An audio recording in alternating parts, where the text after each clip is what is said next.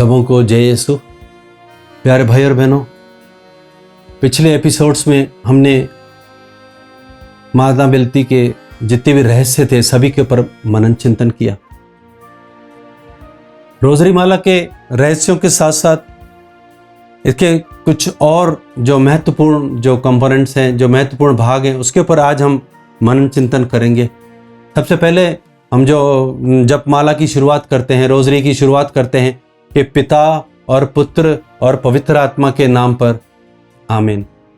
प्यारे भाई और बहनों, मैं आपको बताना चाहता हूँ कि कैथोलिक कलीसिया में लगभग सारी प्रार्थनाएं, मिस्सा बलिदान, रोजरी प्रार्थना हो, कोई सी भी प्रार्थना हो, चाहे मृतकों का मिस्सा हो, मृतकों के लिए प्रार्थना हो, जहां भी कोई सी भी प्रार्थना शुरू होती है वो क्रूस के चिन्ह के साथ प्रारंभ होती है। यहाँ तक कि प्रार्थना की पुस्तक भी सबसे पहले क्रूस का चिन्ह के साथ प्रारंभ होती है। तो क्रूस के चिन्ह को हम क्यों बनाते हैं, इसके बारे में थोड़ा मनन चिंतन करेंगे। इसके बारे में पढ़ूंगा मैं यूहन्ना का पत्र, पहला पत्र, अध्याय 1 और पद संख्या 1 से लेकर 4 तक।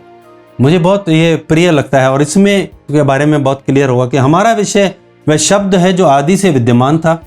हमने उसे सुना है, हमने उसे अपनी आंखों से देखा है, हमने उसका अवलोकन किया और अपने हाथों से उसका स्पर्श किया है। और वह शब्द जीवन है और वह शब्द जीवन प्रकट किया गया है। यह शाश्वत जीवन जो पिता के यहाँ था और हम पर प्रकट किया गया है, हमने इसे देखा है। हम इसके विषय में साक्ष्य देते और इसका संदेश तुम्हें सुनाते हैं। हमने जो देखा और सुना है वही हम तुम लोगों को भी बताते हैं, जिससे तुम हमारे साथ पिता और उसके पुत्र ईसा मसीह के जीवन के सहभागी बनो। हम तुम्हें यह लिख रहे हैं कि जिससे हम सभी का आनंद परिपूर्ण हो जाए। प्यारे भाई और बहनों, यहाँ पर यूहन्ना के साक्षी के बारे में हम पढ़ते हैं कि ये यूहन्ना जो था वो ईश्वरीय जीवन में उसने सहभागी हुआ। ये यीशु और पिता और पवित्र आत्मा के बीच में जो जीवन है, शाश्वत जीवन, उसके उसने अनुभव किया। यीशु के साथ उसने अनुभव किया और ये जीवन जो उसके बीच में क्रियाशील है, जो उसके आनंद का कारण है, वो हमको भी बतला रहा है ताकि हम भी उस जीवन में सहभागी हो जाएं।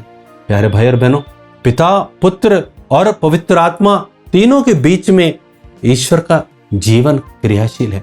हम बपतिस्मा के द्वारा उसी जीवन में भागी होते हैं, सहभागी होते हैं और इसी की याद करते हुए हम हमेशा जब भी क्रूस का चिन्ह बनाते हैं तो पिता और पुत्र और पवित्र आत्मा तीनों के जीवन में हम सहभागी होने को हम याद करते हैं।